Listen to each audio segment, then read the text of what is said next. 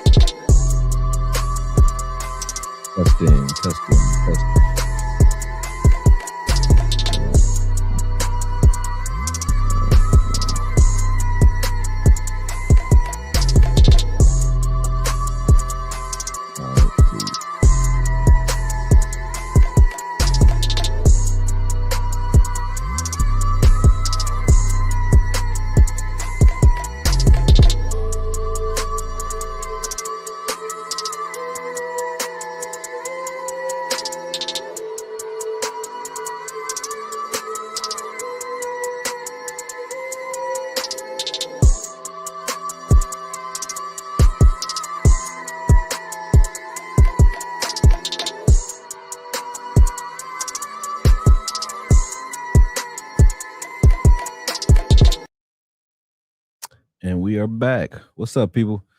You notice a new setup because I had to move my location I had a studio set up in my garage, but it got brick cold on the East Coast in Philly, man. I'm like, even with heaters and all that down there, that garage door was letting in too much air. So that's why y'all ain't seen me. I said, man, I ain't going in there.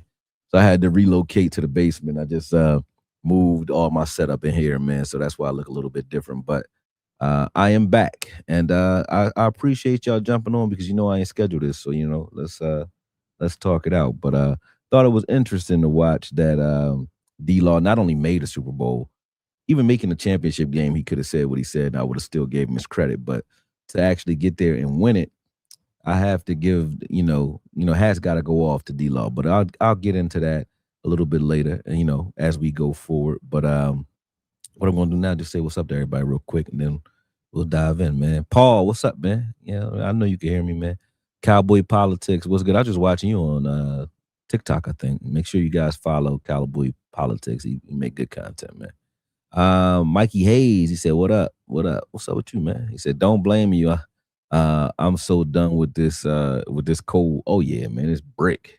It's brick, and it was crazy over here. They made it snow, but we ain't gonna talk about conspiracy theories. It's enough of that going on with the Steam files and the emails and the P Gate. And I don't want to say them on my channel because I don't want them watching me. But it's a lot going on right now, more than just the cold. It's real crazy in these streets. Let's see. Texas 78-2. You talking trash about Dak. I ain't gonna say it. You know what I mean? It's up there though. Y'all can read it. Dub said, "What? Pretty easy to look at the Cowboys and see why they haven't won. Jerry Jones is like a mama and Friday. Once he has talent on the team, instead of building on it, he says, make it enough." That's a fact. Yeah, she said, make it enough. I remember that Friday classic. I mean, when I look at what he said, I felt the way about what he said, but I think I agreed. I don't remember what I said live, but I know my heart of hearts, I agreed with the sentiment. Didn't like the kick on the way out the door, but I think he was really being honest. I'm not gonna lie. And when you look at his level of success and the way the Seattle Seahawks put their defense together, building it from the front to the back around him, sort of. When you watched how they played defense, I was watching. I just now started collecting the film on it a second ago, and while watching, almost every play, they're tilting the entire front seven away from D-Law. So that's why they're hard to run against. That's why they blitz very well, because the numbers are opposite D-Law. Wherever he goes, everyone else tilts away from him. And that makes it so that you either run to the teeth of the defense where the numbers are, or they dare you to run at D-Law by himself over there, ISO'd. And, he manned that and did what he was supposed to do. And he also stated after the fact, this is his moment, this is his time, and players win Super Bowls. And I have to agree with him with that sentiment. Players win Super Bowls. And watching the type of defense that they put together over there in Seattle, there's no question as to why they won. Defense definitely, indeed, wins championships. Offenses, though, make you look good. And we got a great offense. I think that the fact that we franchise tag Pickens, and I think they will because of the way they speak about him. I think that Schottenheimer is going to make sure that they bring back Javonte as well. And when you look at a running back, I look at them a little bit more as a Swiss Army knife than anyone else does. I think because I look at a running back as a player that does almost everyone's job. Because running backs help on defense because they help you control the clock, which helps your defense rest. So they are defensive players as well. They hurt the opposition's defense by just punching in the mouth, even if it's 1 yard run, whatever. And I like the way Javonte did that. They pick up your offense when your pass game is struggling. Javonte has done that several times this season when we didn't look that good, like against the Jets. He ran for 66 yards like it wasn't nothing. But when we're not looking good in the air, Javonte, we can count on him. And beyond that, obviously they block, they pass, sometimes they run routes, they do a little bit of everything. So for me, I look at Javonte as a whole and I say, if you want continuity, you have to keep him. And if you're keeping him, you're not going into the draft hungry. So now it's time to build the culture on this defense. And we have no choice but to do that. And that's why I said the words that D Law said while exiting, they ring true because you watch what they put together where he went. And it's just no question that defenses definitely win championships. To take May and I think at the half, third quarter was like 12-0, something like that. You know what I mean? One of the most low scoring, or well, they weren't low scoring at the end of it, but in the beginning, one of the most defensive Super Bowls that we've seen, and that's coming off of a Super Bowl where the Eagles defense kind of made Patrick Mahomes look crazy the year before. So it's showing that we're trending to a point where you see defenses are really starting to get the edge on this new age style of football, where offenses had the edge when they originally changed the rules. But now I think the defenses are catching up, especially the ones that are well schooled and understand what it is they're trying to deploy and how to disrupt things. And that's what you saw in the Seattle game, a lot of disruption. When I'm looking at the Cowboys film, I'm evaluating everybody, right? I looked at Savon Revel. I gave him hell during the season. I think a lot of people were pissed about Savon Revel during the season. I think I got pissed at him in the Detroit game. But, after the season's over and you just watch the film and you kind of look at everything in full context, when I'm watching this team and with the addition in mind of Christian Parker, when I'm looking at this team from the secondary up, right? Because the secondary was our biggest issue. But looking at this team now and the way they're put together, they're definitely in need of a bona fide shutdown corner on the outside. Watching Christian Gonzalez go off from the outside on the Patriots side of the ball, that was great to watch. We need one of those. And then watching Weatherspoon just knife in there and do a little bit of everything, playing inside, outside, blitzing. He caused the touchdown. I think he had a sack well, not a sack, but a pressure that turned into an interception that turned into a touchdown. Then he also had a sack as well. Weatherspoon was everywhere doing a little bit of everything as well. So we obviously feel like Bland can play the slot. If you put him there full time, I don't have a problem with that. And I look at Revel as a CB2, meaning a guy he's not the shutdown guy, but his strength, his length, his explosiveness, and his raw instincts. Because, like I said, I was looking at Revel and I was a little pissed off during the season. But when you look at everything in context and you say, hey, this is a guy that was injured, coming off of injury, didn't play in training camp, didn't get any of those reps. He started getting his first reps in the middle of the season, and he wasn't our worst player by far. He didn't look bad, but for the most part, you know what I mean? So he just didn't look great, right? And that's because he didn't have an off season. So I look at Revel himself without the addition of Christian Parker as a guy that's going to get better anyway, just off the fact that you can't tell me that the guy's not going to be better when he gets a full off-season training camp, strength and conditioning and all that, and he's not rehabbing during training camp, right? So I already look at that as Revel would have been better anyway. But with a scheme change and a philosophy that can incorporate him a little bit better and maybe hide some of his deficiencies, I think he'll be even better than expected due to that as well. So that's the addition of Christian Parker and his regime. But with that said, we still need to go out and grab a lockdown corner on the outside in the draft. And I'm going to start looking at the top corners in this year's draft this week. I'll start putting that out. Top 3, top 5. I'm not going to go through all of them because I think that the Cowboys are likely to take either a corner or a linebacker in the first round in that 12th spot. 20, I'm not too sure. They may go pass rusher. I don't know, but we'll get in that as well because I think that Jadeveon Clowney should definitely be resigned and he should stay around here a little while due to the fact that I just think that the Cowboys need that veteran leadership in the locker room. Not only do they need a culture to be established. And if you keep turning over year by year, you're getting rid of all the older guys that come in. Like Gerald McCoy came here, got hurt for a year, left. Barr came here, got hurt, left. We got Quentin Williams, which is good. We got Kenny Clark. Those guys are definitely difference makers. But I think if you leave a guy like Clowney in this rotation, that defensive front is not only well schooled, has a lot of wisdom on it, a lot of grit. But when you infuse that with a guy like Ezraku and some of these younger guys that will be coming in the draft as well, I think that's a room that will go far and take this team far if you keep a guy like Clowney around. Because Clowney, I just, I wasn't looking at a guy that's aged out. I don't know how long he's been in the league, like forever, man. But I wasn't looking at a guy that looks like he's aged out. I think Clowney gave us great reps, great games as well. So I would love to re-sign him, but we definitely in the draft will go corner. So I will be looking at the top 5 corners in this draft, but I think that we'll probably go corner in the first round. I do believe. But with that said, it's not about just the positions or the talent that you bring in. You got to develop it, and we haven't been developing talent around here in quite some time. A lot of these guys this season looked like they regressed, and I know we look at that as the Eberflus effect.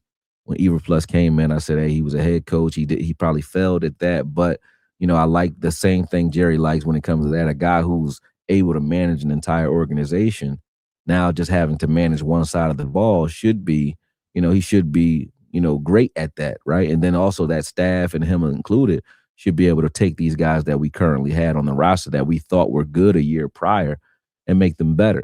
Now suddenly we think that this entire defense is trash, and that's due to the fact that they all regress due to a lack of developmental focus. And I think that's the main thing that will take this team to the next level, because what D-Law said and what I'm saying he's right about post Super Bowl was players win championships. Not only the defensive players, but players win championships. The coaches got to coach. They say what they say, but you still got to go out there and execute.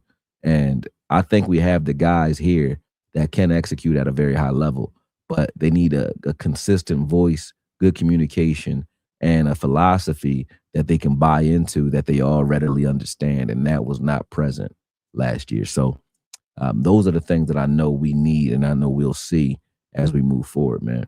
And what I'm here for, what I'm talking to you guys about as well is that, you know how you guys do me every year, man. Y'all start sending me players to watch in the draft. Sometimes y'all right. I gave somebody credit, I think, for the Micah Parsons, because I wasn't talking about Micah Parsons at all during the draft. And then someone said, "Yeah, man, look up that guy Mika." I thought it was Mika. Look up Micah Parsons. I started breaking down Micah, and I was just like, that was, I think, that season the only college player that other than Surtain, I believe, that I broke down that season, and we ended up getting them at 12. So yeah, keep doing it. You guys are making me look like a genius out here, man. Even the Mozzie pick. Somebody told me about Mozzie. I went and looked up Mozzie, and now everybody made me Mozzie's lawyer. So yeah, just keep doing it, because I'm diving into the film study right now. And like I said, I'm still building out this new studio. Shout out to Chris from Crushville Media, our Cowboys beat, man. He came over, was helping me put stuff together, and helped me fix up and the TikTok page. So make sure you guys follow Okoye Knows Boxing on TikTok and on YouTube, and also Okoye on TikTok. We have a new page. I had the Okoye Media page up for so long that I didn't like the way the algorithm was kind of sandbagging me. So we created a new page together. Me and Chris, he came over to help me with it over the weekend, or I think it was actually Monday. But yeah, man, shout out to him. I appreciate him. But I'm still putting the studio together. And now that it's, starting to get to a point where I can sit down and all my stuff is kind of in order, you're going to start seeing the film breakdowns leading up to the draft. So shoot those names out and let's get it. CFO Sports, what's up, man? What's up, man? It's my guy. He said, "Man, it's refreshing when you're back." I appreciate that, man. It's refreshing to be back. You know how it is, man. You a multifaceted entrepreneur too, man. So you run around doing all kinds of stuff, man. But I'm getting to a point where I can laser focus on the things I feel like focusing on. So we got a fight March 7th in Cincinnati. I will record, the things that we're doing out there. But one of my guys is going out to Cincinnati on March 7th. Hakeem Harmon will be going out there to fight. So we're in training camp right now. But outside of training camp and running around maintaining my clients in their facilities, I'm kind of free right now. So there will be a lot of content, man. So I appreciate that. Jay Tuck, man, that's my guy. We about that life. He said, "What's good, brother Koy? What's good with you, man? What's good with you?" He said, "Hopefully they don't take any injured players." I was in my rap mode too. Told French, but you made an interesting point there because I'm hella tired of that too. I mean, I get it. It's like if you go. I think Jerry's a gambler. Obviously, people know that. But I think if you go and you hit roulette, betting it all on black the first time, if you win that first time you do it, you'll go to that well so many times because you'll now think it's an effective strategy when really it was just a stroke of luck. Jalen had a messed up leg due to a freak injury in college. He was a hell of a talent, would have been a top 10, top 5 guy had he not gotten hurt. Jalen Smith, that is. We went out and got him second round, I believe. But we did the same thing with LVE. He had a broken neck. I can watch on the film that LVE's neck was going to be a problem. He played against Michael Gallup in college, and in that game, he tackled a guy with his head down, and I watched him go to the sideline. I said, "Oh," and I said this in the breakdown. I didn't even know anything was wrong with his neck. I said, if he doesn't stop tackling with his head down, he's going to break his neck. Then everybody was like, "Hey, no, he has a neck injury already." I'm like, damn. I think I know where it happened. And then beyond that, once he got in the league, same thing. LVE was never really able to play to his full potential out of fear of hurting himself again. But I think because of Chris Canty, Chris Canty was in a bar fight, was blinded in one eye, messed his knee up too, and had something else going on with him. Chris Canty ended up being good. You say, okay, we got something out of that. You know what I mean? There's a couple other guys that we grabbed that would have been, top picks had they not been injured. And I think Jerry, as I said before, he jumps into that well a little bit too much. You know what I mean? And then they'll hold on to a guy forever too that's injury prone. So, obviously, like Clark is another guy, right? Damone Clark, good player in college, loved him in college. It was a missile in college, but he can't play like that. He's very, very finesse now because he wants to elongate his career. He had the same surgery LVE had. So great point that you made. Hopefully, we don't go out and get an injured player. I think that we want just studs here right now, man. I think that's what we need. Meanwhile, I'm looking at McCoy as my number 1 CB. Troy Dudley, I always trust your picks and your takes, so I'll take a look at McCoy. I think that I don't know. I think that corner is going to be the first pick off the board for us if the right guy's available. But because I think when you're watching Christian Parker and the way Quinyon Mitchell and DeJean played for him, and the way not for him, obviously he's the secondary coach, but he wasn't calling the plays. And I think people think that he was calling plays. So because they keep reminding me when I say it was his and Fangio's defense that he wasn't calling plays. I know he wasn't calling plays, fool. You know what I mean? Come on, man, stop it. But either way, when you look at the traits of the players that he's coached as a secondary coach, he definitely wants an athletic safety that can both cover in man and zone and play in the box and in space, like a Justin Simmons. CJ Gardner-Johnson obviously wasn't a box guy, but they used him like a Swiss Army knife too. They used him to do a little bit of everything. They would come out in their base sets and then drop him into the slot because he had a history at corner. They'll drop him into the nickel in their base set. So they'll have 3 linebackers on the field or 4 in their 3-4 sets and still, keep a single high safety and just drop CJ the year they won a Super Bowl into the slot. And he would just cover whoever that slot receiver is that way, right? So being able to flex it and do things like that where you're not trapped with a guy who's one-dimensional, that a guy that the teams can take advantage of. Like, you love Wilson in the box, but if you can ISO him and get Wilson in space or in man or in zone having to cover, he was a liability and he would give up big plays. You need a guy that you can drop into the box like Wilson, but he can do what everything you ask him to do when he's down there. And Derwin Jameses don't grow on trees, so it's hard to find. But we do have one in Wanye Thomas, who I was and I mean, I know these guys take it personal. They listen. I'm not saying this to cast any type of hate on him because Wanye one of my favorite DBs on this team. But I was disappointed in Wanye this season because when he had his opportunity to step up during the injury of both Hooker and Wilson, he had migraines. It was like, and I'm not saying he wasn't really hurt, but it was just like, come on, man. I don't know if it's like the stage or the lights got big enough or what, but are too big for you or what. But it was like that was his time to solidify his role on this team. And I think he missed the ball there. I think he would say the same. I think he wants that back too, because I look at Wanye as one of the best safeties that we have here now. And I think that he's one of the guys that could do the things that I just mentioned.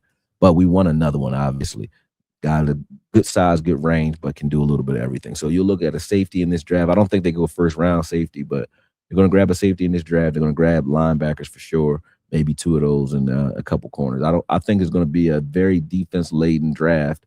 And if we go out and get another running back, it'll be to help out Javante. I was about to say Wanye Thomas, Javante Thomas. I mean Williams, Javante Williams. Look at that.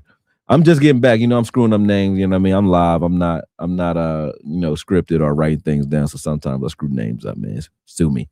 But I think they're going to grab a running back just to help him out if Phil Maffa, if they don't have the confidence that I think they did have in Phil Maffa after the draft, I think they will go get another guy. And I think Blue was a disappointment to this regime as well. So who knows? Maybe they think that, hey, those two guys will take a step forward this year and will avoid running back altogether. But I think that running back may be on the radar if you're looking at anything offensive.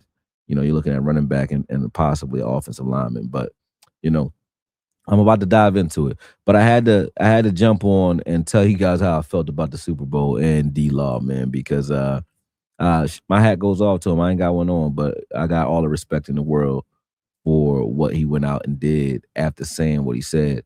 It's more than just words. He made a statement, and it's a statement in the fact that he said he couldn't win here and then go out and win it like that. That's an indictment. You know what I mean? On this team, on this front office, on this coaching staff, they got to do better. Obviously, we've been saying this for 30 years now, but it's not about the 30 years. It's about the window of opportunity that we have left with the team that we have with guys like Dak, CD.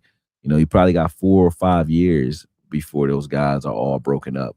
You know what I mean? And Dak's probably not in the league anymore. So, or maybe I don't know. I'm not trying to speak for him. Dak looked like he aging backwards, but I'm just looking at in the next 5 years, we need to do something and we need to start trending in that direction like now because we can't keep going through players the way we are. We can't keep going through coaches the way we are, one and done. Look at the Eagles right now with their offensive coordinator situation.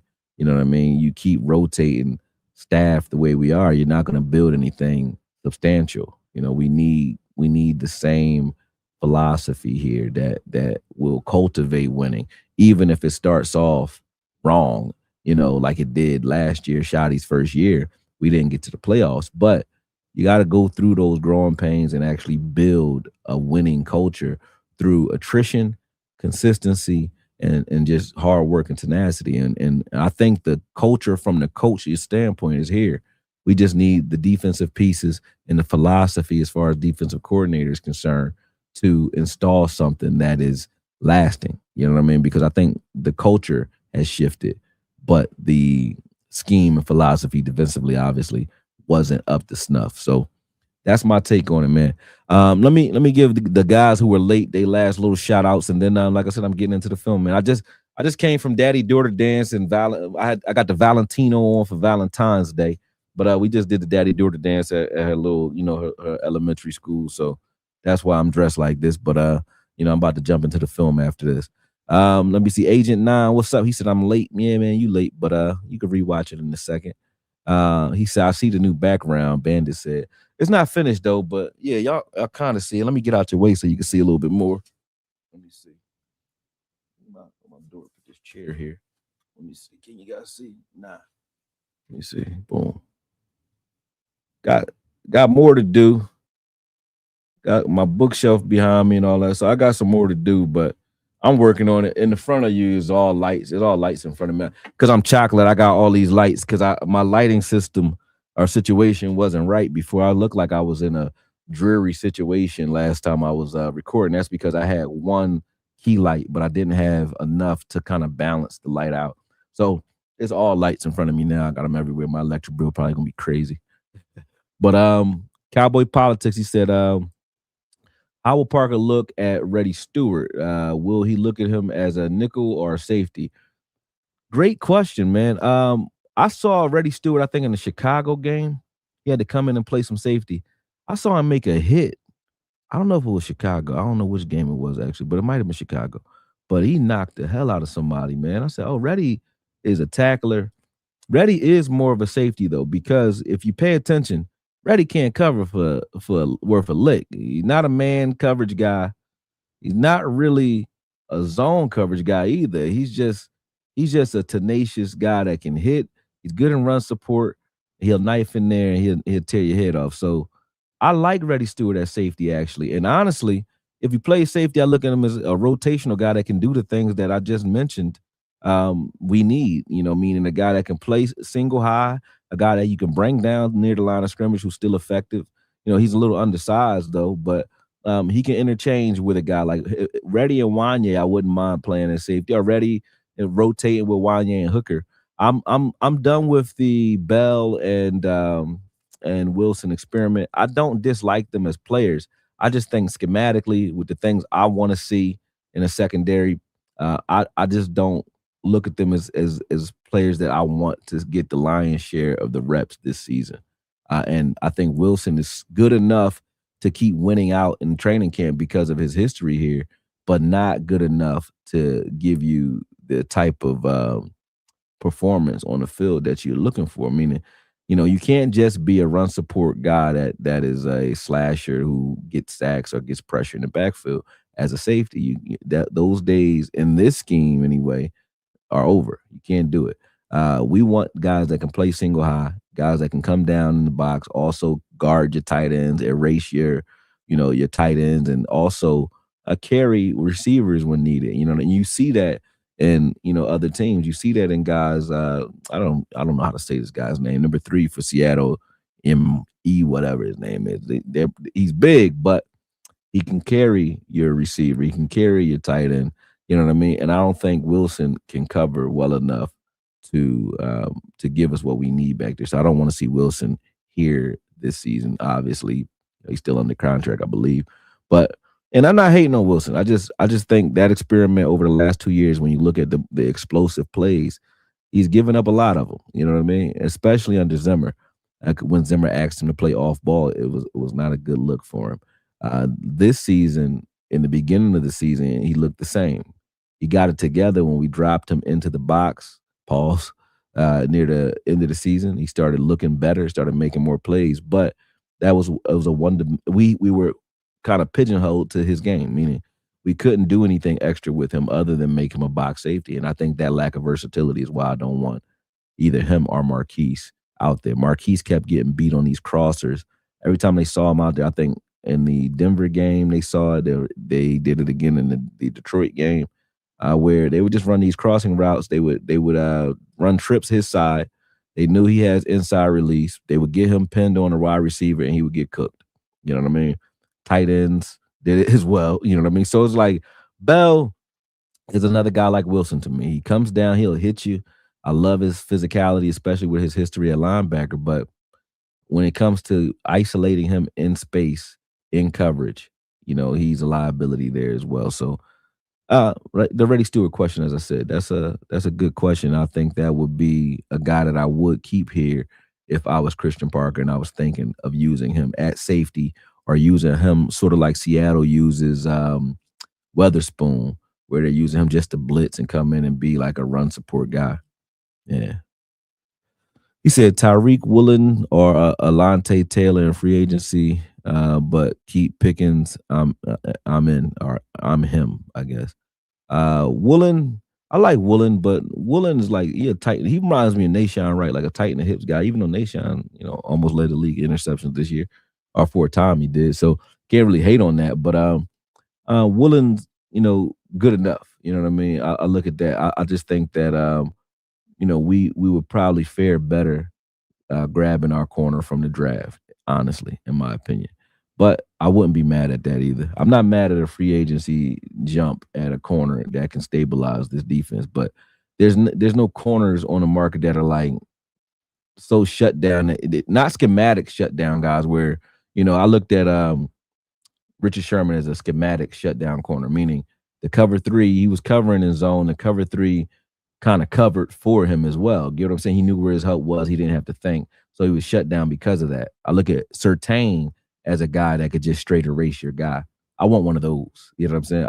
I want one of those. I want a Gonzalez, a Surtain, a guy that can just flat out erase whoever he's on, regardless of what you're doing on defense. You can do something else with him. And then when you look at the cover six that Parker has a history of running with Fangio, they allow that shutdown corner to play man in that cover six, or to sometimes carry or match his man in that cover six, which makes it so that they're automatically shut down. If you're already that good, you're running through a gauntlet of guys playing zone around you.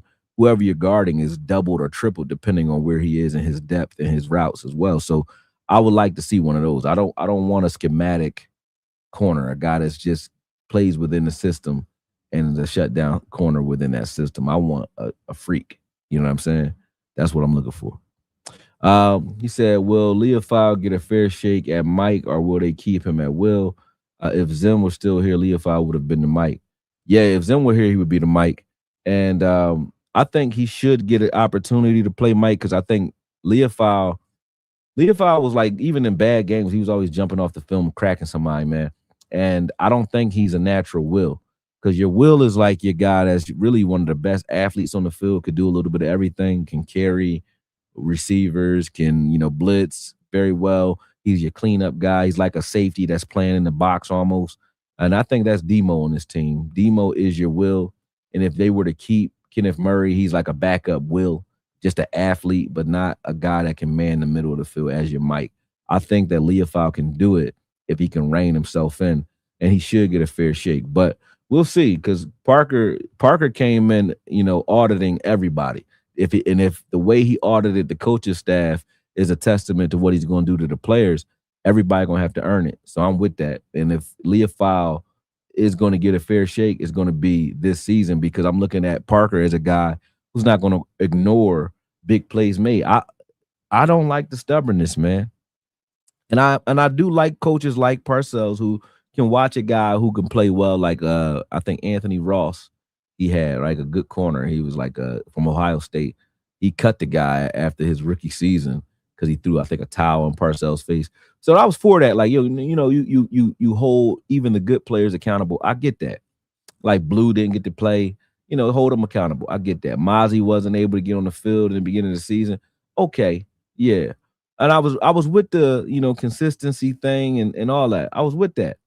But when I started watching some of the politics, like especially with Leofile, when you put Shamar James in, and then they were not just putting him in, but they were talking about Shamar James as if Shamar James was balling.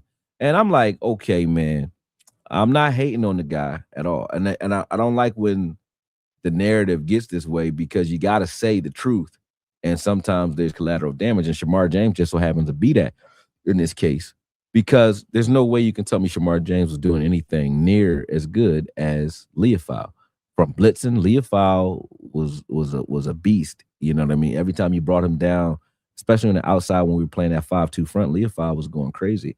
And then also in that Jets game, we weren't looking great. It was actually the momentum was against us. Leofile came up and cracked. I forget what his name is. Forget his name. Bryce, whatever his name is. But he hit the running back, forced a fumble, and then still never got any more snaps. Again, like 10 snaps on defense, 15 snaps on defense per game. And Shamar James was just going up and up and up.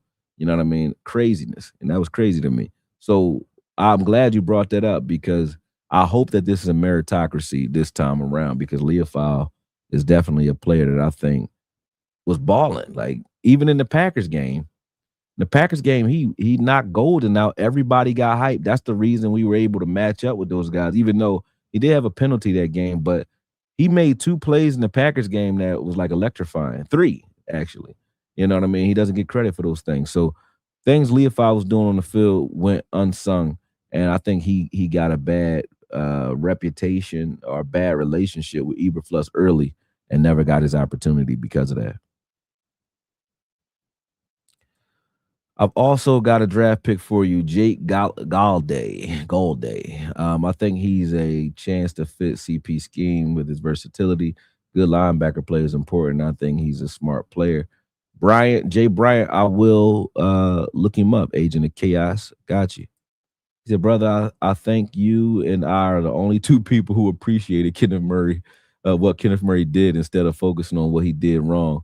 Um, you know, when the narrative gets ahead of you, as far as a player is concerned, the history that he had coming in, this is not the place to come to if you already have negativity following you. Because the Cowboys, look at it doesn't bother me what they say about Murray, because I look at what they do to the players that are playing good too. Like, look at what they're saying right now about Pickens. They're talking about trading him, and then when Pickens had one bad game, not even a bad game. He just wasn't. He was getting double teamed the whole game. I think against Detroit, they turned their backs on him immediately.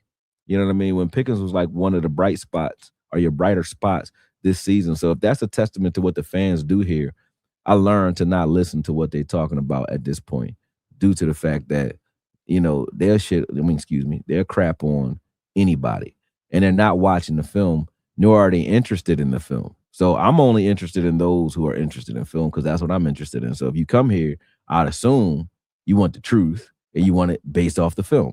I'm not God. I'm just looking at the film. So if you come here, you come here for that. If you want the narrative or you already don't like him, I'm not here to convince you of anything because I don't care about him or anybody to convince. You know what I'm saying?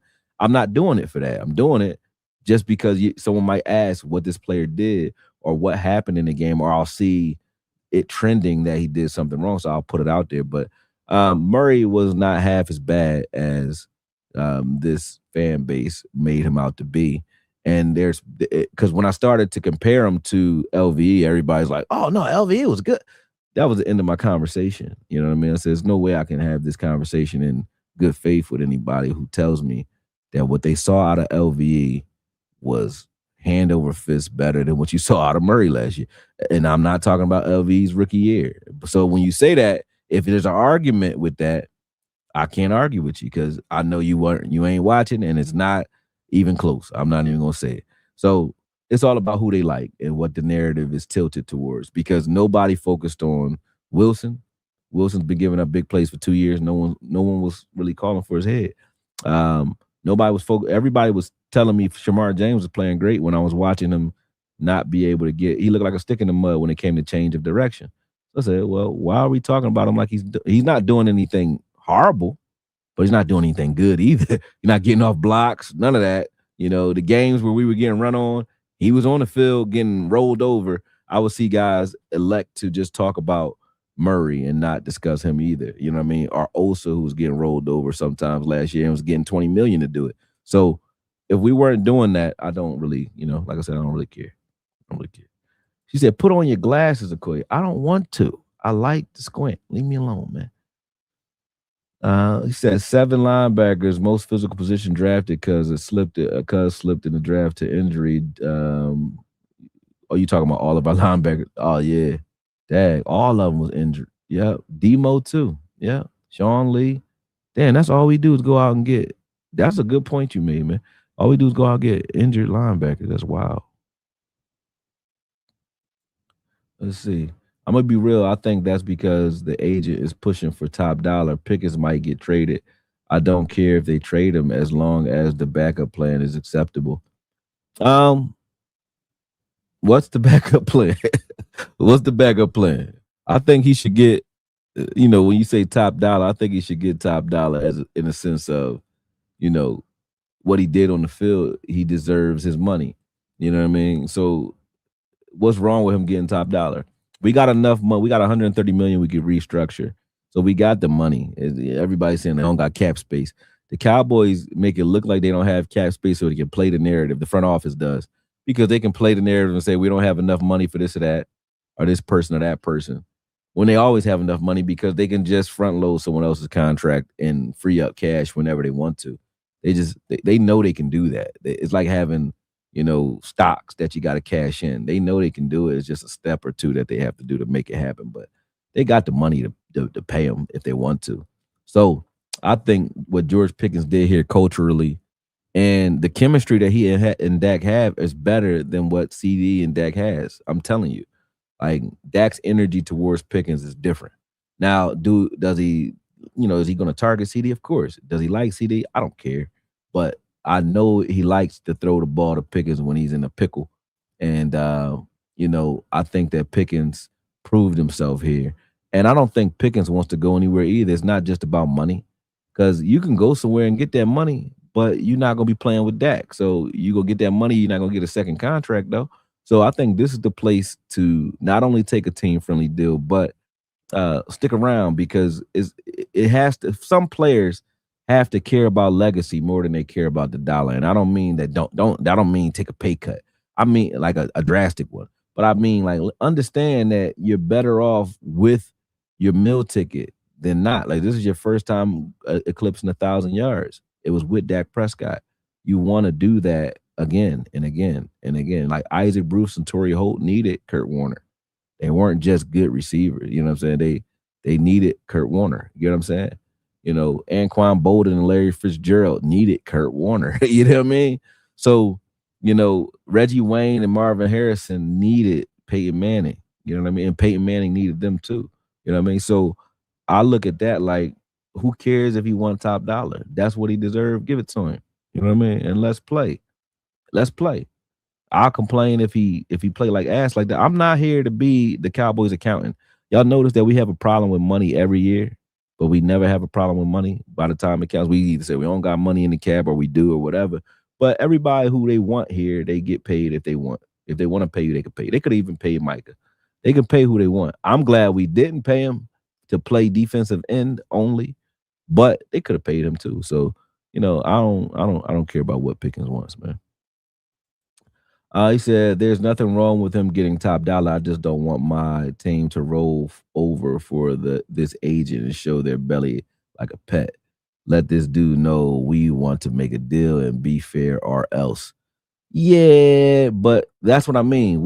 I'm not the accountant for the Cowboys. I don't give a damn what Jerry do with that bread, bro. Like, yeah, what he eat don't make me. You know what I'm saying? So same thing. Go get your money, young boy. Like if he can get his money, Pickens can get his money, get it. You know what I mean? I'm not mad at it. And Mugaleta, his job is to try to get his players in the best position to eat.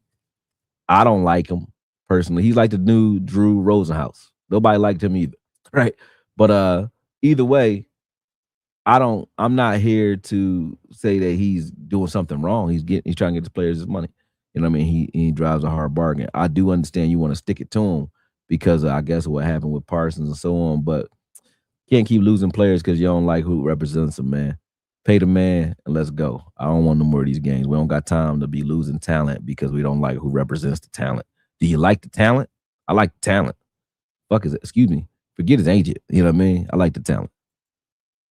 I think we may be moving to a 3-4 defensive. Traditional 3-4 defenses need bigger players. No, not really. You're right, Big Cart. They use bigger players, but they're here already. Your big three is already there, and then you got Perrion Winfrey. If you keep him, that's a start right there in your front three, because you got Quentin Williams, Kenny Clark, and Osa. Osa's not undersized to play 3-4 defensive end. Like he's like, JJ Watt wasn't huge. He was big enough, but he was about 300 pounds, but he played 3-4 defensive end as well. But he was more of a pass rusher at 3-4 defensive end. When you look at Jay Ratliff, who was an undersized nose tackle here, he was effective, at like 290. You know what I mean? But you don't have obviously Osa play nose tackle ever, but having him out there with two guys that can soak up double teams every snap with Quentin Williams and Kenny Clark, I don't think he's undersized. I don't think Perion Winfrey's undersized. And then on the outside, you're using linebackers and guys like Clowney rotating out there. I don't know if Sam Williams is going to get re-signed, but Ezeraku, those guys on the outside is fine. Uh, what up, Lou? Lou said, "What's up, Okoye? What up, man?" I'm about to get off here in a minute, but I'm trying to get to everybody's point before I do. Dude being on ESPN explaining away the Parsons situation rubbed me the wrong way. I don't usually care about agents, but screw this dude. I mean, I don't like him either. I told you that. He doing his job. I don't hate him, but I'm not gonna like he might represent multiple players on our team, right? I don't want to see players depart because they happen to hire him as an agent. You know what I'm saying? And I think that hiring him as an agent though is a statement that a player's making like they are choosing the bag. So I do get that he do get you the most money, but so did Drew Rosenhaus. And he had players that got on your nerves too, like T.O. He would take up for guys like that. You know what I'm saying? So it is what it is. It's one in every generation, and he just so happens to be the new one. You know what I mean? But this is nothing new. How do you like these new defensive coaches? I love them. I love them. Christian Parker, Dixon. Who else? The guy from I don't know. I just was looking at us interviewing guys. I don't know who we all hired other than Dixon and Parker, to be honest. But the guy from Pittsburgh as well, outside linebacker coach. I saw that we grabbed him too. I have to do his Okoye meaning, look at his whole history. But I did the film on Dixon, and I did the film on Jim Leonard when we were interviewing him, and I did the film on what Parker had to deal with in Denver and in Philadelphia as well. I put that on Twitter, so you guys can actually watch that already. But did the film and put that out. I love what we've done. And it's not just the players. I don't really care. I mean, not the players, but the names of these coaches. That's not what I'm on. It's the cultural change that makes me happy about these coaches because none of them have done anything for the Cowboys yet. So who knows how good they're going to be. It's not about that. It's about what I'm seeing for the first time in a long time, which is Christian Parker seems to be, him and Schottenheimer seem to be the ones doing most of the interviewing and hiring of this staff. These are not the traditional Jerry Jones picks and moves when it comes to coaching and staffing. So it shows that there's a cultural shift taking place here, and that I'm excited about. He said, "Man, why you got to talk sense? I'm trying to be all mad at the agent, and you're being all logical." That's my job, man. Yeah, he said, what we going to do with Sam Williams? Sign him for to a 2-year deal, light money. He ain't gonna get no major money on the market anywhere else. So he gonna come back here for a cheap flyer and try to prove himself. But I like the fact that he, didn't do great this season because you don't got to talk about us not being able to pay him. You can pay him for 2 years, and I think Sam Williams is still hella good if you use him in a 3-4 because he comes from a 3-3-5 scheme in Ole Miss, and he had 11 and a half sacks as a three-man line. You know what I mean? And they didn't blitz a hell of a lot either in Ole Miss. So that means he was dealing with double teams as a 4-tech most of the time, right? 4 and 5. But having him play outside linebacker outside of those three guys, Osa, Quinnen, and KC, I wouldn't mind having Sam Williams here and with a healthy offseason.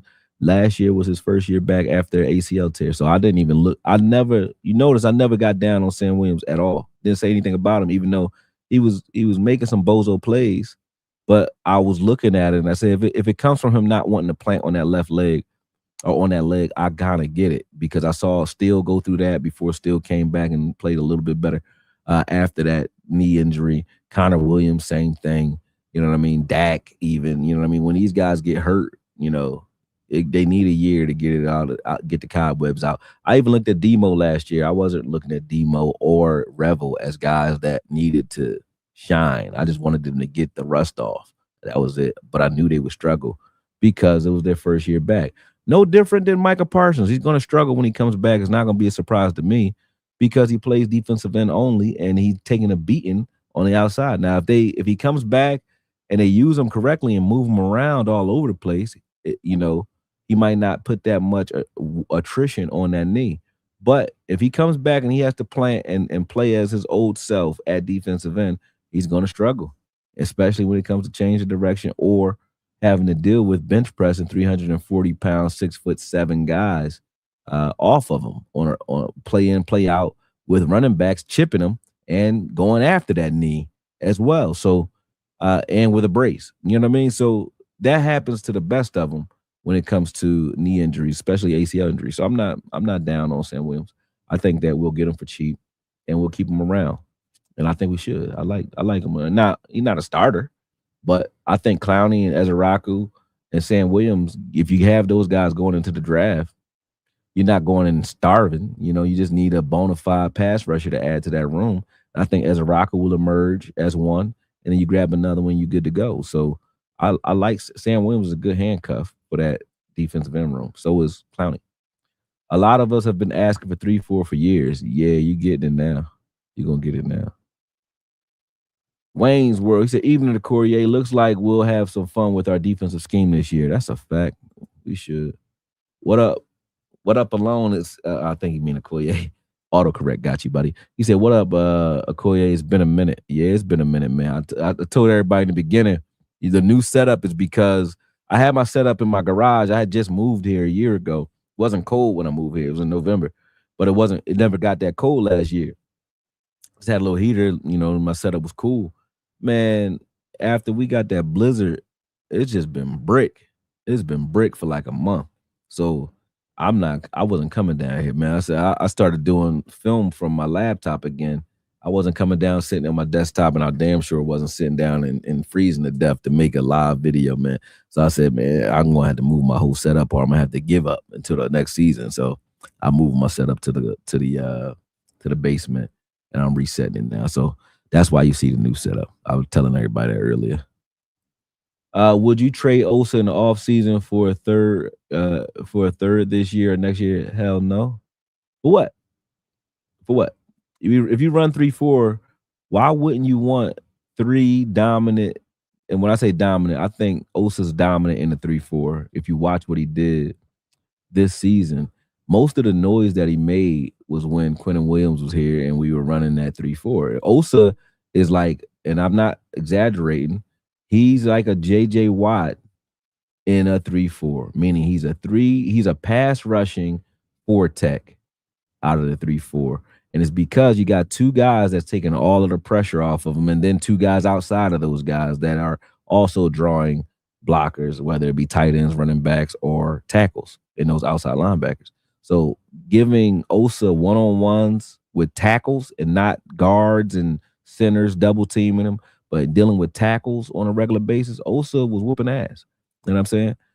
When those guys were in with him. So I don't have a problem with Osa with those guys. I do have a problem if we were running 4-3 and you had Osa in there, he's a liability. When we run our nickel, Osa's a liability. And I don't know how Christian Parker is going to mitigate that and use him in that way, in a different way. But I wouldn't trade Osa though. What up, Okoye? You think Fowler comes back? Maybe with Christian Parker here, he might use Fowler correctly. I think Fowler would probably be pissed off when he come here because he never gets the full rotation that he needs to be what he really is. Because Fowler is a 10-sack guy almost every season. I think if you give him the reps, he could have been that every season he's been here. He had the productivity the first time he was here, but he wasn't on the field enough because that was a talented room though. It was a lot of guys that had to get on the field. You know what I mean? So I get it, but I wouldn't mind Fowler coming back though. I don't know if they go get him. Maybe if he don't get the deal that he wants elsewhere, likely he does come back because I think the front office will be, for it. They should because Fowler was a beast for DQ, but under Fluss he looked bad. That's my point. Yeah, everybody looked bad under Fluss, so I don't take nothing away from nobody last year except for Wilson, who looked bad under Quinn, Fluss, and he looked okay under Quinn, but he started struggling under Quinn. He looked bad under Zim and looked horrible under Fluss. Wilson did, but everybody else regressed under Fluss though. Do you think Malik Hooker is a good safety for the new defense, or do you do we need two new guys? I look at Hooker as like a Reed Blankenship type of guy. Like he's not great in coverage, meaning like he's not a guy that you can just say, "Hey, man up on my tight end and erase him." But he is good in space. He's good over the top. He's not good in the box, not great in the box, but he's okay in the box. Um, I look at him as a good handcuff going into the draft because you can start Hooker, and I wouldn't be mad if we started Hooker this season. To be honest with you, if you coupled him with another safety that can do a little bit of everything, we need a strong safety that can do that's very versatile. Hooker, though, in this regime and this scheme, may revive his career because I don't think he's bad at all. I just think he looked bad with Fluss. So I don't know what Hooker really is. All I know is, and this is what I tell everybody else to do. Don't tell me what we were this year because that's going to make you, give you the ick about every player. Tell me what you thought of those guys, Micah Parsons excluded. What did you think of these guys? Everybody, the secondary, all those guys, before the season started. You thought Revel was going to be good, right? We like, all right, when we get Josh Butler back, he's good. He's gonna be good. We said, hey, Diggs is good. Hey, Bland is good. Oh man, you got Wanye who's gonna ascend. You got Wilson who's okay. You got Marquise Bell who's like a handcuff for Wilson. You got Hooker who's good. You know what I'm saying? You thought those guys were good coming into this. I know I did. So I don't judge them by what I saw on the field this year because I kind of understand, everybody took a step back under Fluss. I thought that Morris Leafau was good under them. I thought that Demo was sick. Did they look good? Nobody looked great there either. I thought that Kenneth Murray running with wide receivers was like, damn, like this dude he can run like a deer and he big as hell. I was like, oh man, you can use that. They didn't use him either. You know what I'm saying? Very well. Only thing that looked good was the front, the defensive line, and that was only when Clowney, Quentin Williams, and Casey started playing together. You know what I mean? Ezra looked good all year, but you know what I'm saying? Nobody else, and I don't even think Ezra ascended to his true level because he could have got sacks too. He was very good in run support, and he was busy and a high motor guy, but he wasn't a sack guy. So I don't think anybody lived up to their potential this season. So I don't know what Hooker is, but I know going into last year, I thought Hooker was a good safety, and I thought the signing of Hooker was a good signing. So I guess that's the answer I got for you when it comes to do I think he'll be good here. I think he was good all the way up until last year. Everybody looked like nothing last year. And common sense to tell you, your entire defense not progressing and looking like they don't know what the hell is going on. It ain't got nothing to do with the players, bruh. Not solely. You know what I mean? You can't play fast if you don't know what you're supposed to do. Trust me. Trust me. Talking, like if I'm talking, I tried to do scripted content where I just like write it down and all that. Man, if I have to remember what my lines are, I talk slow like a robot because I'm like, okay, where am I trying to go here?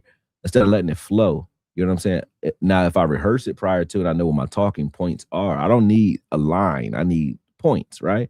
I'm just saying that to say, even a person just talking can't talk fast if you don't know what the play is. You know what I'm saying? You don't know what's going on. So I know you can't play fast. You know what I mean? So I don't fault this defense that much, man. I'm not trying to be an apologist here. I just look at it. You can't say Eberflus was horrible and the talent is horrible, because then Eberflus should have kept his job then if the talent was the problem, right? Because he didn't have the talent. He could say, I thought I would have Micah Parsons here.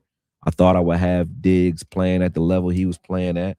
I thought I would have no, those guys were good when you came here, right? Supposedly, right? So either they are horrible and he should have kept his job, or he's horrible and you got to give them a break. You can't do both. You can't say all the players are ass. That's what everybody's saying. We need new players. All of them trash. And the coach is trash. Come on. It's one or the other, bro. You know what I mean? And if it could be both in certain situations, but when everybody to a man, I don't think, do we even have a pro bowler on defense? I don't even think so.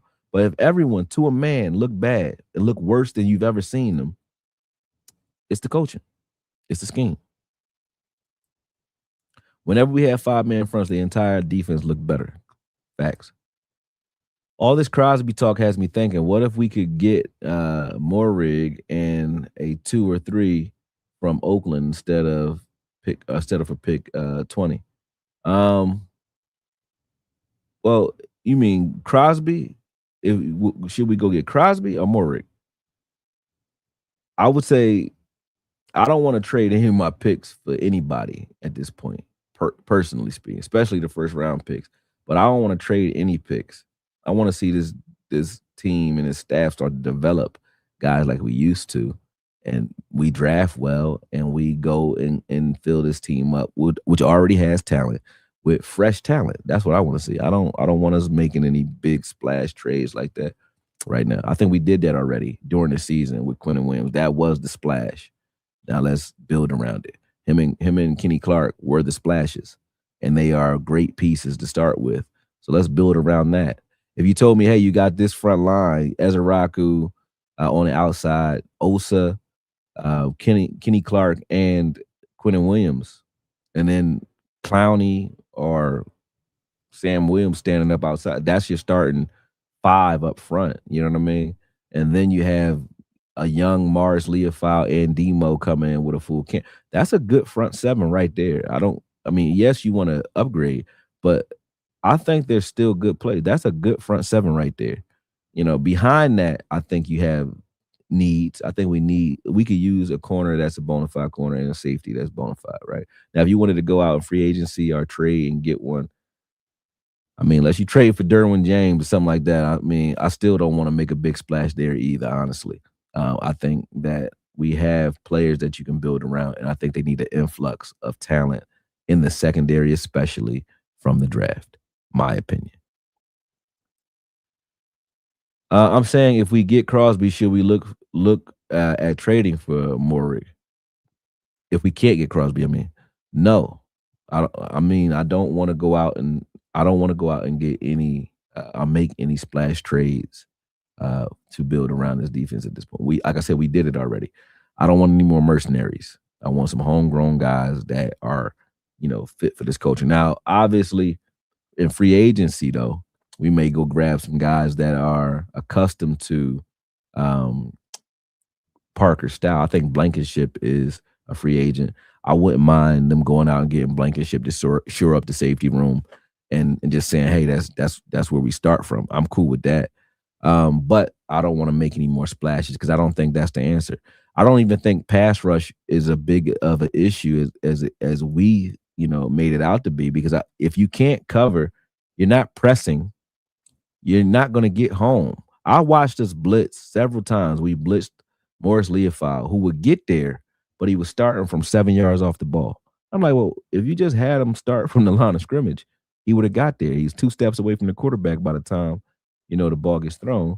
But you're starting him from, you're not disguising anything. You're starting from 6, 7 yards off the ball almost every time you blitz. We were doing that with everybody, right? So um, I just look at it like that way. I think that we can do more with what we have. I don't want to go out and make big splashes when it comes to trading any of that. And definitely don't trade the 12th or the 20th pick. Don't do it. I don't want to do it. Thoughts on Kalen Carson? I don't like him. But I also look at him as a press man corner. And he hasn't played press man much since he's been here because he got injured the first year and I think he was kind of our weakest link then.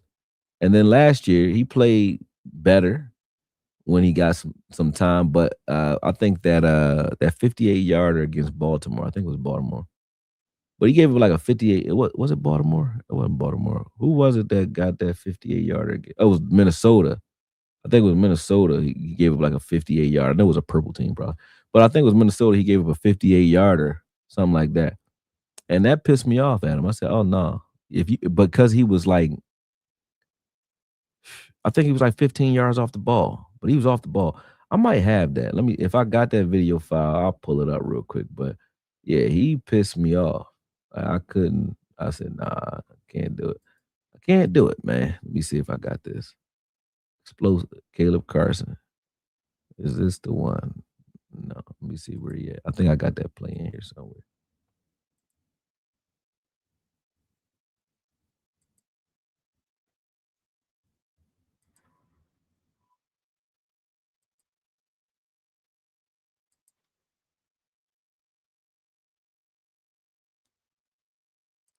Let's see what we got for him.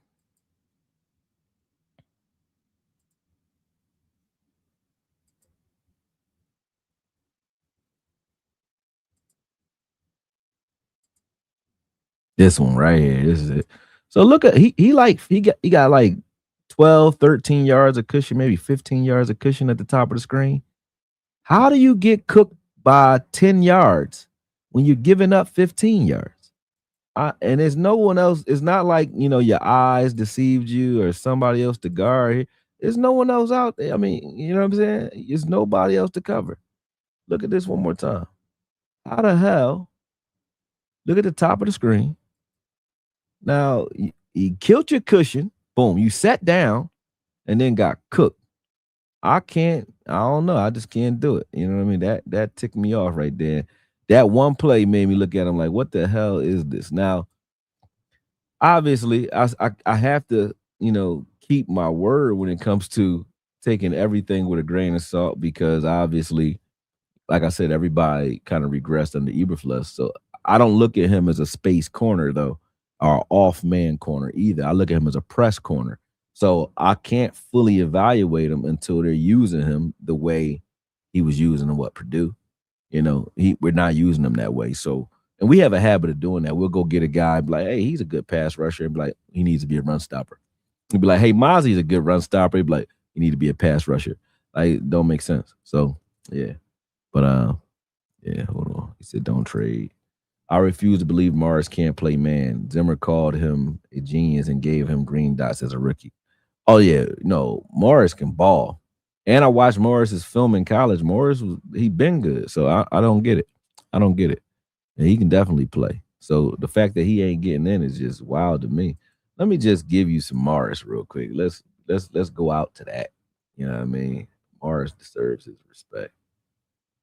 And here's to everybody who was talking about no, I ain't gonna put Wilson out there right now because I don't feel like going into that film because I know I'm gonna get flagged if I do too many. So let me see. Let me see if I can find some Morris film. I had Morris in here all crazy.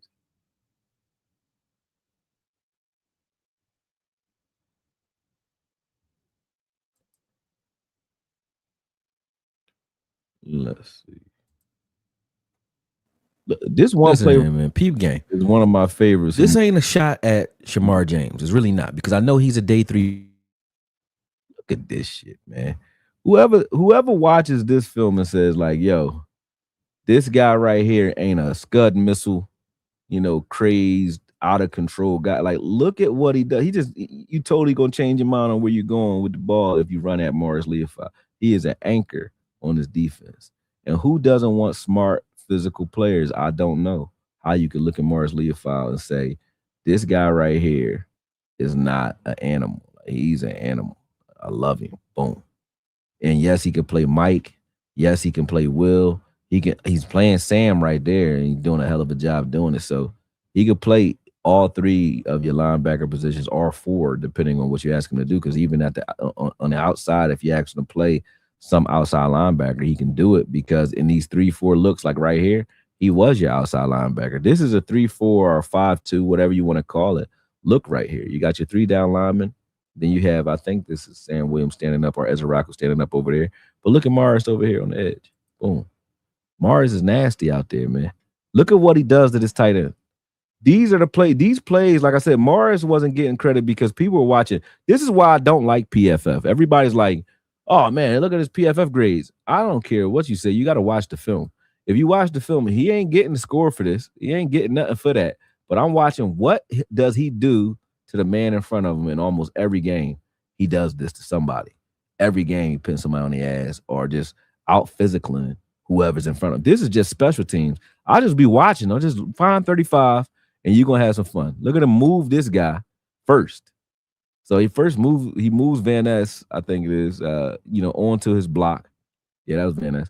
And then gets downfield fast as hell. And this like changed this game. This was a tone setter in this game.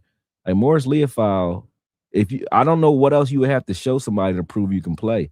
He's playing. He's proven it on the field. And just mind you, he he got 20 reps a game, and I think 10 of them were all special teams plays. So he was only getting like 10 to 15 actual defensive snaps per game. But every game, within 10 snaps, he was making plays. Get what I'm saying? He would make 2 or 3 plays in only 10, 15 reps almost every time. 2 or 3 plays he would make. And that's when you run at him. You know what I mean? So it's not like he was getting abused when he was out there. Like, he was balling every time he's out there. He's out there now. Like, look at these plays aren't getting, no one's watching them. I don't know why. They're not paying attention to Morris Leofau. But I watch what he does. I watch how he sheds blocks. Morris Leofau is a baller. Like, he straight up. Like, there's nothing about Morris Leofau's game that makes me say I don't want him on the field or he a liability, other than the fact that he's just too physical. Like, he might get you a penalty or two. But look at how intentional he is at the ball. Even there, like, he's always doing that, going for the ball. And you got to really watch film to pay attention and appreciate his game. You know what I'm saying? You have to. Look at him. Yeah, on the outside here. This was his Jets game. And you know how they rewarded him after this game? They put Shamar James in over him, and they gave him even less reps. And this is all in one game. He only played like 20 snaps this game. You know what I'm saying? So for him to make this much, this is all from the Jets. Like, look at how many plays he's made in this game. And that, I haven't even showed this play yet. This is the fumble. But look at how much damage he did in this Jets game. You know what I'm saying? But they gave him almost no reps the next game. You know what I mean? So I don't understand what you're looking for if you got a guy doing shit like that. This is him playing again in that 5-2 look. So I told you he can play every linebacker position on this team. This is him from the outside. In another game, he only got 10 reps. So I think Eberflus just sucks at putting talent on the field. He got a sack there, from the outside. Everything was tilted away from him. You can't block him with a running back. You're not going to block him with a tight end at all. And he gets there. So I love Morris Leofau. I love his game. And I think the film loves him too. Because just look at this stuff. Look at when he's on. These are all crazy plays to me. You know what I mean? And these aren't all of them. These are the ones that stood out for the first half of the season. But I didn't even show you the second half. But this is all his body of work. Like, and when he's in there, he makes plays. You know what I'm saying? He makes plays. And he doesn't take very long to get to it. You know what I mean? So can't nobody tell me he can't play, because the film already proved that he can. You know what I mean? There's nothing you can say. Okoye, I think CP is going to require Blankenship and Dean over here. He may get Blankenship here. You mean DeJean? I don't think DeJean is a free agent yet, so he ain't coming here. But not yet. But yeah, I would like him. I wouldn't mind it. She said, I love Leofau's toughness. He loves hitting. And I'm now at the bottom of my chat box, I think. Let me go back up, make sure I got everybody, because I like to make sure everybody feel heard, especially when I've been going so long. All right, so I got to everybody. Let me see if anybody else said anything new. She said he will be. And he said he's talking about a Nakobe Dean. Oh yeah, my bad. No, I think, and I think Chris from Cowboys B asked me about Nakobe Dean. I like Nakobe Dean. He's a guy that's been injured a lot, and he's a good blitzer. He's a great will linebacker. Can hit, mean. But the reason I don't want him is this: he's not a Mike. He's small. He's not a Mike. I don't want to see him play over Leofau. I want Leofau to get a shot. I don't want him to be a progress stopper for either Leofau or Demo, because here's the thing: Demo is a true will, and so is Nakobe Dean. And everything that you like about Demo, or everything you like about Dean, you already get with a healthy Demo. So the blitzing, the coverage ability, the speed, the twitchiness, you get a bigger, rangier version of that in Demo, in my opinion. And I think if you were to go bring him here, it would be to start him somewhere. And I don't think this is the place that Dean is a guaranteed starter. I just don't think so. I do understand that you want to bring a guy in who understands Parker's scheme and lingo. You do need somebody, but I think that should be Blankenship, and he should be teaching. from top down, everybody, the language and so on. Every coach does that, but I don't think it should be Dean. Just just not me. Unless you go make him a rotational guy, but Dean is good enough to start wherever he goes, I believe. I just don't want him starting here. So no, I like him, but I don't want him here. Me personally. If he leaves the Saints this offseason, give me Demario Davis to mentor these young guys for a season. Uh, yeah, you too long in the tooth at this point. I mean, I look at it like let the coaches mentor these guys and let that front five mentor these guys. You got Clowney, you got Quinnen, you got the rest of them. I mean, so I don't know. I do like veteran linebackers, but I don't want one that's been here and been around that long. You know what I'm saying? Just, and then he doesn't even fit the scheme that we're running here. As far as he's not coming from Parker's scheme. You know what I'm saying? So it's not like an apples to apples thing. I think the only reason we would need a veteran to come in here now to kind of take reps away from Morris or Demo would be if he's a guy who already knows Parker's language. If it ain't that, nobody should be over those two unless you draft a guy like what's the dude's name? Sony. I mean, I like him. I like CJ Allen from Georgia as well. Not, is it Georgia? I think he's from Georgia, yeah. But I like him too. But I'll get into that too. I'm not on linebacker right now. I'm on secondary. So we'll break that down this season, this week, and then we'll move on to linebackers next week. I want a vet linebacker to have Zach Bond type impact. I think Zach Bond's impact came from the fact that the scheme is suited for him, and they built the scheme around him. I don't think we've done that with our linebackers yet, and I think that if Parker just needs an athlete at linebacker, he got plenty of athletes right now at linebacker, barring Shabar James, but he got some athletes that can do the job.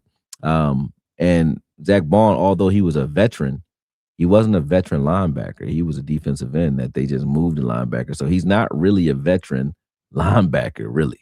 And what I mean by that is he hasn't been playing linebacker that long. You know what I mean? So I get you, but I think Bond's athleticism will make him great, and they know how to use it, and he knows the scheme. You know what I'm saying? I don't think he's just bona fide, I'm just all-world linebacker. I think he's getting there because he understands how to play within the confines of that scheme, and he's a freakish athlete. Yeah. I'm not as high on CJ Allen. I like Anthony Hill Jr. and some others. I like Anthony Hill Jr., but CJ Allen just vicious. But my favorite as far as shedding blocks and just being mean downhill is Trotter. Trotter, what's his name? Not Jeremiah, Joshua, I think. Joshua Trotter. But Trotter, he's vicious. I love that young boy. You said Bland slot or outside. I mean, they better pick one. I like Bland in the slot because I like Bland for more than just being on the island. I want him blitzing. Bland to me is more Weatherspoon, Devin Weatherspoon, whatever his name is from Seattle, than he is Surtain. You know what I'm saying? He's not a guy he's not bad outside at all. But I think Devin Weatherspoon. But he's not bad outside at all. But you want a guy like him closer to the ball where they can make more plays, like Peanut Tillman used to do, like Charles Woodson when he was with the Packers. Yeah, he can cover outside, but you want him making those plays and helping in run support and doing some of the things that made him special in the first place, like guarding those crossers and all that. I don't know if you have seen his film, but Dylan Steinman out of Oregon is the safety I want in this draft. See, now I will. I'm going to go and look up the top safeties and the top corners in this draft, and then I'm going to go try to find my dark horses as well that people probably aren't paying any attention to. But I'm about to get on that now because I've been on here for like an hour and 19 minutes. And like I said, this is my first day back, so I was trying to get y'all all the stage. And I'm going to read Troy Dudley's message here, and then I'm getting out of here, man. If you're taking your picks in the draft, are you going best player available or targeting a position? I'm taking. Well, I wouldn't take best player available because that includes offense, right? And if I'm including offense, no, you don't take best player available at all. You obviously are targeting positions, but I think that if you're talking just defense, yeah, take the best player available. I don't think you take a defensive tackle high at all. I don't think you could take a pass rusher though. So anything else other than defensive tackle, best player available, I wouldn't be mad at. But I think we have glaring needs. And I think starting with safety and corner, if there's a corner there, you have to early, like at 12, like that kid from LSU, number 4, forget his name, bad with name. But if he's there, you take him. I think you take him. I also like Downs at safety, but he's more of a hitter. He's not really a guy that plays the ball, but I like him. If you got him at 12 or 20, I wouldn't be pissed off at that either. Delane, yeah, that's his name. But I wouldn't be pissed off at that either. If we left the first round with either a high draft pick corner that can ball, that can play the outside and push Bland inside, right? And a safety or a linebacker that can ball, I'm happy. Or Pat, I wouldn't care. Whatever you do at 20 is fine with me as long as you get a top level secondary player with 12. That's what I think. Whether it be Downs or Delane. If either one of them are there at 12, I wouldn't have a problem taking those guys. And then from there, go get yourself a pass rusher at 20 because I think that you're good enough with Demo and Morris to wait to the second and third round to bring another linebacker in. That's just my opinion. But, I wouldn't be mad if we just went aggressively with the best players available outside of corner or safety. Once you get that out the way, then go ahead and get the best player available on defense. You know what I'm saying? But you definitely need a corner and a safety in this draft for sure. All right. Peace, y'all. I appreciate y'all, and I'm out of here.